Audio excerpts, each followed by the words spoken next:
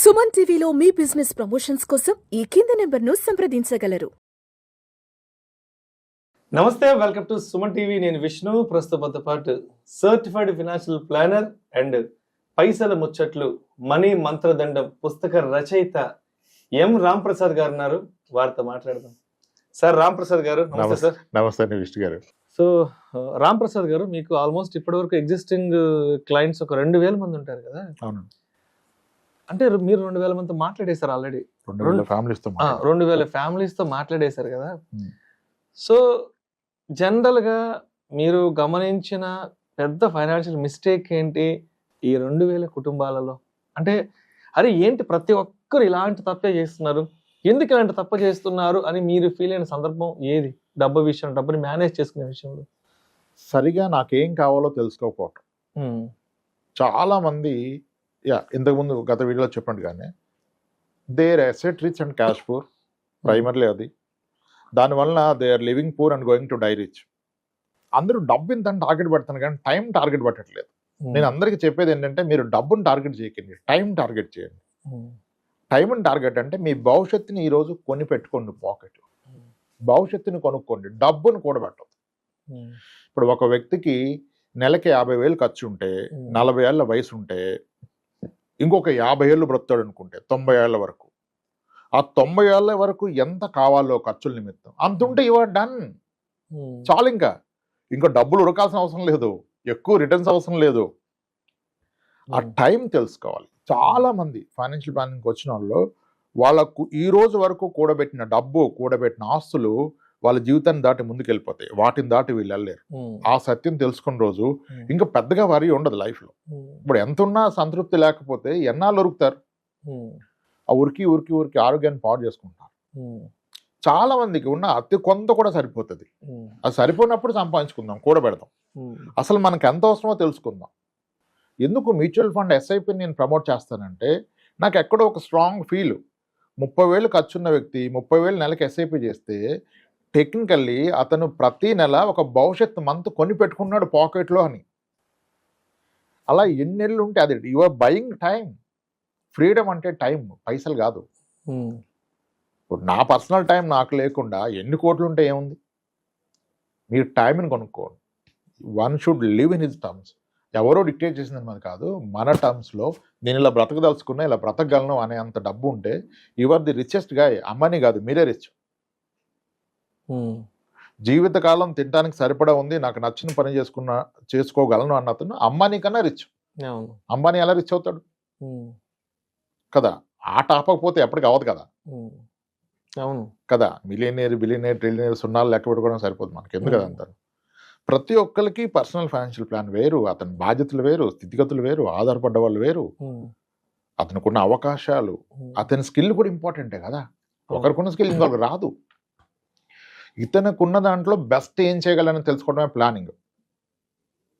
మనకున్న రిసోర్సెస్లో అన్నిటికంటే ముందుగా ఇప్పటి వరకు కూడబెట్టిన ఆస్తుల్ని ప్రొటెక్ట్ చేయాలంటే ఇన్సూరెన్స్లు, తర్వాత భవిష్యత్ అవసరాలకి ఎంత కావాలో ఒక లెక్క, దట్ ఈస్ వాట్ ఇన్ఫ్లేషన్. ద్రవ్యోల్బణం, ఇన్ఫ్లేషన్ తలవకుండా ఒక ఇన్సూరెన్స్ ప్లానింగ్ చేయలేరు, ఒక ఇన్వెస్ట్మెంట్ ప్లాన్ చేయలేరు. అది చాలా సింపుల్ వర్డ్ అనుకుంటారు, కానీ దట్స్ ది బిగ్గెస్ట్ వర్డ్. దాన్ని ఎగ్జాక్ట్గా తెలుసుకోవాలి. వాళ్ళు తెలుసుకున్న పక్షంలో ఏమీ చేయలేరు. ఇంకా ప్లానింగ్ లేదు. అసలు నాకు ఎంత అవుద్దో రిటైర్మెంట్కి తగినప్పుడు ఇంక నేనేం ప్లాన్ చేస్తాను? We are failing to plan, not to achieve. చాలా మంది అదే ప్లాన్ చేయడానికే ఫెయిల్ అవుతున్నారు, అచీవ్ చేసేదానికి ఫెయిల్ అవ్వట్లేదు. అంటే సరైన విషయం తెలుసుకోకుండా నా అండర్స్టాండింగ్ రాంగ్ ఉండి ఇంక నేనేం చేస్తాను? చాలా మంది ఆ స్టేజ్లో ఉన్నారు. అర్థమవుతుంది, మనం చెప్తాం అసెట్స్ ఏంటి, లైబిలిటీస్ ఏంటి, అసలు ఎంత అవసరం, ఆ రోజు నిజంగా అందుబాటులోకి వస్తుందో అది తెలుసుకోరు. అది చెప్పాము, చాలా నేర్చుకున్నాం. అదే ఇప్పుడు కొంతమందికి ప్రాబ్లమే లేదు, ప్రాబ్లం అనుకుంటున్నారు. అసలు ప్రాబ్లం ఎక్కడ ఉంది అక్కడ కదా? ఎవరికి ఉన్నది వాళ్ళ ప్రాబ్లం అనుకుంటారు. ఇప్పుడు ఇంతమందితో రెగ్యులర్గా డీల్ చేస్తుంటారు, 2000 కుటుంబాలతో మాట్లాడారు. అంటే మీ ఆలోచన విధానంకి వచ్చేప్పటికే, మీ పర్సెప్షను, మీ ఆలోచన దృక్పథంకి వచ్చేటప్పటికే ఒక 4-5 సంవత్సరాలకి ముందు రామ్ ప్రసాద్ గారి ఆలోచన విధానానికి ఇప్పుడు రామ్ ప్రసాద్ గారి ఆలోచన విధానం తేడా ఏంటంటే, 4 ఏళ్ల ముందు అసలు రామ్ ప్రసాద్ గారు ఎక్కడున్నారు, ఇప్పుడు ఎక్కడున్నారు ఆలోచనల పరంగా? దాని గురించి ఒక వ్యక్తి సడన్ గా వచ్చి నా కార్ని గట్టిగా గుద్దాడు అనుకోండి, నేను ఫస్ట్ కార్ దిగి సార్ మీకు ఏమన్నా ఇబ్బంది అయిందా, అవలేదా, ఓకే మీకేం తెలియదు కార్కే కదా, తప్ప అయింది అయినా సరే అండి అని చెప్పి వెళ్ళిపోవటమే. కానీ అక్కడ గొడవ పెట్టుకుని సాధించగలిగింది ఏం లేదు కదా. ఇప్పుడు మీకు కూడా ఒకసారి డిస్కషన్ చేశారు, ఫోన్లు ఎత్తట్లేదని ఒక ఆయన బూతులు పెట్టాడు మెసేజ్ మొన్న అసలు నాకు పంపించారు మీరు, దారుణంగా అతను దుర్భాషలాడి ఫోన్ ఎత్తట్లేదు, ఇంత బలుప అసలు అవి చదవడానికి కూడా అవకాశం లేని మాటల్ని అతను తిట్టాడు, బూతులు తిట్టాడు, భయంకరమైన బూతులు. అసలు నేను పెట్టా, బ్రదర్ నాకు టైం లేదు ఈరోజు సాయంత్రం ఫ్రీగా ఉంటా కాల్ చేయని మాడదంటే మళ్ళీ ఆయన ఫోన్ చేయాలి. అదే చూస్తే కోపం వస్తుంది అనుకుంటారు కానీ అంటే అందరినీ కలిసాక విషయాలు తెలిసే సార్. నాకు ఒక బాధ ఉంటుంది రాంప్రసాద్ గారు, ఈ 4 సంవత్సరాల్లో విష్ణు రాంప్రసాద్ కూర్చొని మాట్లాడుకుంది మంచి విషయాలే, ఏ సినిమా ముచ్చట్లో రాజకీయాల ముచ్చట్లో ఇక్కడ కూర్చొని మాట్లాడలేదు. జనాల జీవితాలని మెరుగుపరిచే విషయాలు, వాళ్ళ ఆర్థిక స్థితిగతుల్ని మెరుగుపరచగల విషయాలే మాట్లాడాం. ఇక్కడ కూర్చొని మాట్లాడిన ప్రతి మాట చాలా విలువైంది, చాలా నిజాయితీగా మాట్లాడాం. ఎక్కడా కూడా వృధా అయిన విషయాలు, అసందర్భ ప్రేలాపనలు, అధిక ప్రసంగ ప్రేలాపనలు ఎప్పుడు మనం మాట్లాడుకోలేదు. ఇక్కడ కూర్చొని మాట్లాడింది ఒక కుటుంబానికి మంచి జరగాలి, సమాజానికి మంచి జరగాలి అయ్యే మాట్లాడుకున్నాం. మంచి విషయాలు మాత్రమే మనం ఆడుకున్నాం. కానీ వాటికి కూడా జనాలు కొంతమంది రకరకాల మాటలు తిడతారు, బూతు మాటలు పెడుతుంటారు, ఇంకోటి ఏదో అంటారు. అంటే ఏం వస్తుందో మిమ్మల్ని నన్ను కూర్చొని బూతు మాటలు తిడితే నాకు అర్థం కాదు. మనమేమి ఏదో కొత్త సినిమా రిలీజ్కి సంబంధించిన మాటలు, కొత్త సినిమా రివ్యూ మాట్లాడుకోలేదు కదా, ఏదో బయట పాడైపోయిన రాజకీయాల గురించి మాట్లాడుకోలేదు కదా, ఇంకేదో మీ ఇంట్లో జరిగిన ఫంక్షన్ గురించో మా ఇంట్లో జరిగిన ఫంక్షన్ గురించి మాట్లాడుకోలేదు, డబ్బుల గురించి మాట్లాడుకుంటున్నాం, మన జీవితాలను ఎలా మెరుగుపరచుకోవాలో మాట్లాడుకుంటున్నాం కదా. చాలా మంది బ్యాడ్ కామెంట్స్ పెడుతుంటారు కదా. ఎప్పుడైనా ఇంట్లో వాళ్ళు చూసి చెప్పిన సందర్భాలు, ఎందుకండి ఇలాంటి వీడియోలు చేస్తున్నారు, ఎందుకు చెప్పడం, ఎంత మంచి విషయాలు చెప్పినా ఈ జనాలు బురద చల్లుతూనే ఉంటారు అని మీ ఇంట్లో మీరు మాట్లాడుకున్న సందర్భం ఎప్పుడన్నా ఉందా? నా ఆఫీస్ అంతా నా ఇలాగే, నా ఆఫీస్లో మా ఎంప్లాయీస్ అంతా చూసి చెప్తారు సార్ ఇలా పెట్టారు అని. వదిలేస్తాను. ఎందుకంటే ఒకటి బ్యాడ్ కామెంట్స్, నేను కామెంట్ చదువుతాను టైం దొరికినప్పుడు, ఎందుకంటే అక్కడ అర్థమవుతుంది మనకి జనాలు ఎలా తీసుకుంటున్నారని. దానికి మంచి ఎగ్జాంపుల్, మనం అపార్ట్మెంట్ డిప్రిషియేషన్ ఉండదని ఒక వీడియో చేసాం. 9,29,000 వ్యూస్ వచ్చేదానికి 526 కామెంట్స్ ఉన్నాయి. దానికి 526 కామెంట్స్లో 500 మందికి ఆ కాన్సెప్ట్ నేను చెప్పింది అర్థం అవ్వాల, ఒక 26 మంది మాత్రమే ఒప్పుకున్నారు.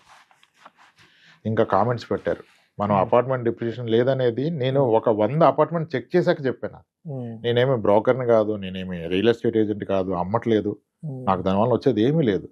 కానీ నేను ఎందరో లైఫ్ చూశాక నాకు అర్థమైంది, ఒక స్థలం కొంటే వచ్చే లాభాల కన్నా అపార్ట్మెంట్ కొంటే వచ్చే లాభాలు ఎక్కువ, అపార్ట్మెంట్ డిప్రిషియేషన్ లేదని చెప్పాను.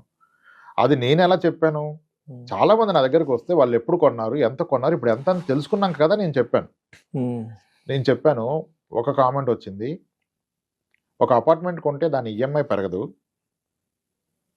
మోస్ట్లీ ఈఎంఐ పెరగదు, కానీ అద్దె పెరుగుతుంది.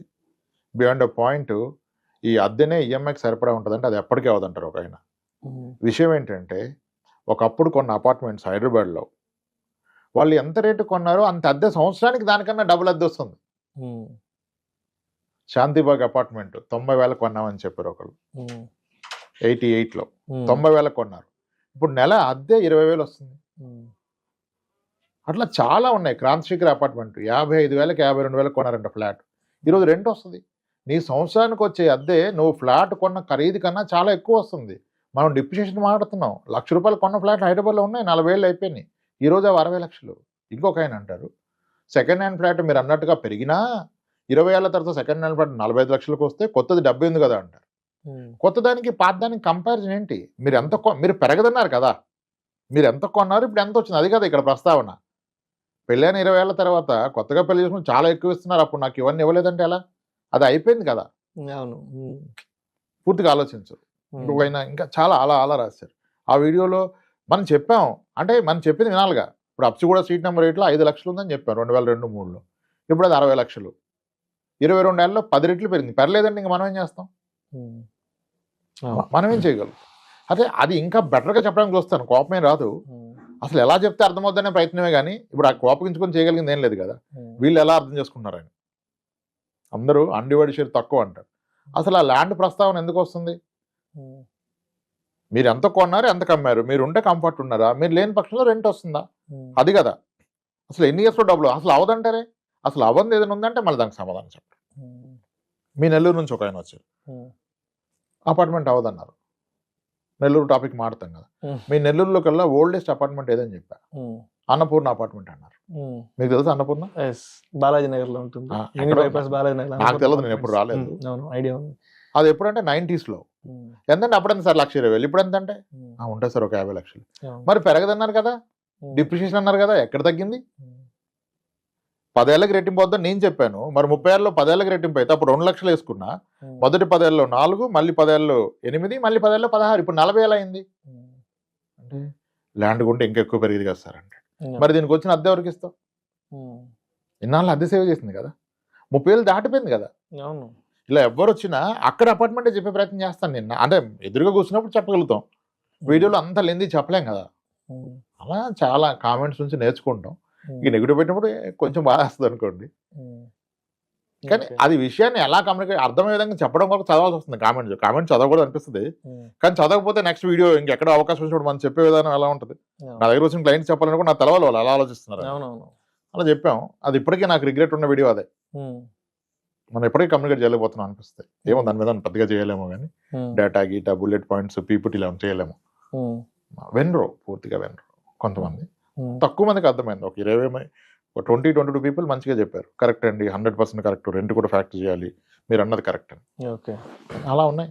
ఒక్కొక్క వీడియో ఒక్కొక్క లెర్నింగ్, ఒక్కొక్క కామెంట్ లెర్నింగ్, అలా నడిచిపోయింది సార్. చేస్తాం. ఇప్పుడు చాలా మందికి ఫైనాన్షియల్ ప్లానింగ్ చేస్తుంటారు కదా, వాళ్ళ ఫస్ట్ 1 crore రీచ్ అయినప్పుడు, 2 crore రీచ్ అయినప్పుడు, 5 crore రీచ్ అయిన క్లయింట్స్ ఎవరైనా వచ్చి మాట్లాడిన సందర్భాలు కానీ, వాళ్ళ హ్యాపీనెస్ ని మీతో షేర్ చేసుకున్న సందర్భాలు ఏమైనా ఉన్నాయా? 100లో ఉంటాయి. 100లో. ఓకే. ఆస్ట్రేలియా నుంచి మొన్న రాగానే మన దగ్గరికి వచ్చారు ఆయన. ఆ రోజు మార్నింగ్ దిగారు, వాళ్ళ వైఫ్ ఆయన వచ్చారు ప్లానింగ్ కే. అట్లా ఎగ్జిస్టింగ్ యూనివర్స్ యూఎస్ నుంచి రాగానే వస్తారు, ఎల్లోగా ఖచ్చితంగా కలవాలంటారు. మార్నింగ్ 10 o'clock వస్తారు, ఈవినింగ్ వస్తారు. చాలా తక్కువ మందితో బయట కూడా వెళ్తాం కుదిరినప్పుడు. చాలా హ్యాపీ అనిపిస్తుంది. వైఫ్ అండ్ హస్బెండ్ కలిపి చెప్తారు చూసారా, చాలా హ్యాపీనెస్ ఇస్తుంది.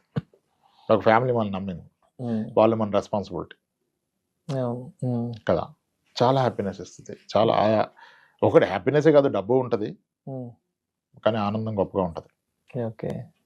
చెప్తారు, పెళ్ళిళ్ళకి పిలుస్తారు, గృహప్రవేశాలకు పిలుస్తారు, అట్లీస్ట్ ఇన్ఫార్మ్ చేస్తారు, మిమ్మల్ని కూడా వాళ్ళ కుటుంబ సభ్యుడిగా ఫీల్ అవుతారు. ఎందుకంటే ఎవరికి చెప్పిన ఫైనాన్స్ విషయాలు మనకే చెప్పారు కదా, ఎవరికి చెప్పిన విషయాలు మనకే చెప్పారు కదా. ఇన్ని ప్లాట్స్ ఉన్నాయి, ఇది ఉంది లాకర్లో పలానాది ఉంది, ఇక్కడ ఇది ఉంది అని చెప్పింది. సో నమ్మకం లేకుండా చెప్పరు. ఆ నమ్మి చెప్పినప్పుడు ఇంకా మీరు అంటే ఫ్యామిలీ మెంబర్ అనుకున్నట్టే కదా. మనము ఒక 2 years బ్యాక్ 100 episodes కంప్లీట్ చేసేసాం. 100 episodes కంప్లీట్ అయినాక సరే మీరేదో లంచ్కి కూడా తీసుకెళ్ళారు నన్ను. 100 episodes అయిపోయినాయి కదా సార్, రేపటి నుంచి ఇంకా ఆపేద్దాం అనుకుంటున్నాను, ఇంకా చాలా ఏంటి సార్, ఇంతకు మించి ఏం చెప్తాం అని చెప్పడానికి ఏం లేదనుకున్నారు కదా. సో అది 2 ఏళ్ల క్రితమే 100 కంప్లీట్ అయిపోయింది. మళ్ళీ ఈ మధ్యలో కూడా చాలా టాపిక్స్ చేసాం కదా. అంటే ఇప్పుడు అనుకున్నారా, అరే ఆ రోజు 100 వీడియోలతో ఆగిపోయి ఉంటే ఏంటి అంటే, ఇక్కడ మీకేదో నష్టం వస్తుందని కాదు, ఆగిపోయి ఉంటే ఏంటి, ఆగిపోకుండా ఉంటే ఏమి, ఎప్పుడైనా ఆలోచించారు దాని గురించి? అప్పుడు కొంచెం కంగారు పడనేమో అనిపించింది నాకు, ఎందుకంటే దాని తర్వాత కూడా చాలా లెర్నింగ్ ఉంది, చెప్పాల్సింది చాలా ఉంది అనిపించింది నాకు. కొన్నిసార్లు ఎవ్రీ వీక్ ఒక కొత్త లెర్నింగ్ ఉంటుంది, కొన్నిసార్లు ప్రతిరోజు ఉంటుంది, కొన్నిసార్లు ఎవ్రీ వీక్ ఉంటుంది. అన్ని చెప్పలేము ఆన్ కెమెరా. వాళ్ళు చెప్పిన విషయాలు, వాళ్ళు పడుతున్న కష్టాలు, వాళ్ళు చేసిన మిస్టేక్స్. ఇప్పుడు చిట్టి పాట ఆర్గనైజర్స్ మోసం చేస్తారు అనుకుంటాం, ఆర్గనైజర్లే చాలా ఇబ్బందుల్లోకి వెళ్ళిపోయారు చిట్టి వేసినందుకు. ఇప్పుడు 4 చిట్టి ఎగ్గొడితే వాళ్ళు అధైర్యపడి అది చెప్తే నమ్మకం పోతే అందరు మీద పడిపోతారని చెప్పరు, తీరా చూస్తే వాళ్ళని దొంగ ముద్రేశారు కదా. ఆమెను మోసం చేసిన వాళ్ళు ఉన్నారు. సో ఇలా అంటే ఆ విషయాన్ని చూసే విధానం మారిపోయింది. చెప్పగానే నమ్మటం, రియాక్ట్ అవటం లేదు. నా దగ్గర చెప్తారు కదా, ఇప్పుడు 45 ఏళ్ళు పెళ్లి కాని వాళ్ళు, దానికి కొన్ని కారణాలు ఉన్నాయి, ప్రత్యేకమైన కారణాలు. ఓకే. అవి సొసైటీకి చెప్పలేరు పాపం, రైట్. చెప్తారు నా దగ్గర, అర్థమవుతుంది. ఎస్. సో ఇవన్నీ లెర్నింగ్ ఉంటుంది ఎప్పటికీను. Hmm. అది చెప్పాలంటే అది పంచుకునే అవకాశం ఒకటి, యూట్యూబ్, బుక్. ఇంకా దీంట్లో కూడా ఒకవేళ ఇది బాగుండి ఆదరిస్తే దీన్ని ఎక్స్టెండ్ చేసే ప్రయత్నం చేయొచ్చు, ఎస్. యాడ్ చేయటమో ఏదో what ever it is. So Ramprasad గారు, ఏంటి ఇప్పుడు మీ ఈ పైసల ముచ్చట్లు, మనీ మంత్రదండం పుస్తకం కొనుక్కోవాలి అంటే ఎట్లా, నేరుగా రాంప్రసాద్ గారికి ఫోన్ చేసి కొనుక్కోవాలి, లేకపోతే బయట ఎక్కడైనా అవైలబిలిటీ అవుతుందా? ఆన్లైన్ లో అవైలబుల్ ఉంది సార్, ఆన్లైన్ లో. ఓకే. అమెజాన్ లో వాటిలో పెట్టారు ఎవరో సెల్లర్స్. అమెజాన్ లో పెట్టారా? ఓకే. అది కాకుండా మన దగ్గర కూడా కాపీస్ ఉంటాయి కదా, ఒక వాట్సాప్ నెంబర్ పెట్టదలుచుకున్నాం దీనికి. ఆఫీస్ లో ఒక Okay. నెంబర్ తీసుకొని ఇచ్చాము, Hmm. ఆ నెంబర్ కి పింగ్ చేస్తే మనం బుక్ పంపే ప్రయత్నం చేస్తాం, పంపుతాం. దానికి ఏర్పాట్లు చేస్తున్నారు, ఓకే. బుక్ పోస్ట్, కవర్లు, డెలివరీ వాళ్ళతో మాడుతున్నారు. సో మరి మా సుమన్ టీవీ ప్రేక్షకులు ఎవరైనా ఆ, ఈ పైసల ముచ్చట్లు పుస్తకం కొనుక్కోవాలంటే మరి మా సుమన్ టీవీ ప్రేక్షకులకి ఎవరికైనా మీరు ఐ మీన్ ఏదైనా డిస్కౌంట్ ప్రైస్ లో ఇస్తారా? బుక్ అని చెప్పండి, సుమన్ టీవీ పేరు చెప్తే. ఖచ్చితంగా సార్, ఖచ్చితంగా. ఈ వాట్సాప్ నెంబర్ ఏదైతే పెడతామో దానికి పింగ్ చేసిన వాళ్ళకి స్పెషల్ ప్రైస్లు ఇద్దాం. ఓకే. ఎందుకంటే ఆన్లైన్ లో మనం వేరే వాళ్ళకి ఇచ్చాం, వాళ్ళు అమ్ముతున్నారు, అది డెలివరీ చార్జెస్ ఏవో చాలా ఉంటాయి కదా. అవునవును, అవునులే. ఇక్కడ మనం డెఫినెట్ గా తగ్గించగలుగుతాం, ఎంఆర్పి కన్నా ఎంత తగ్గించగలం అంత తగ్గించి ఒక ప్రైస్ ఫిక్స్ చేసుకుందాం. ఆ నెంబర్ మీకు అవకాశం ఉంటే డిస్ప్లే చేయండి, వాట్సాప్ నెంబర్. ఆ తప్పకుండా. నెంబర్ మీద వాట్సాప్ లో పింగ్ చేస్తే విల్ సెండ్ దెమ్ బుక్ అంటే లో ప్రైస్ లో, పాసిబుల్ ప్రైస్ లో పంపించారు. Thank you sir, thank you so much. Thank you right అండి.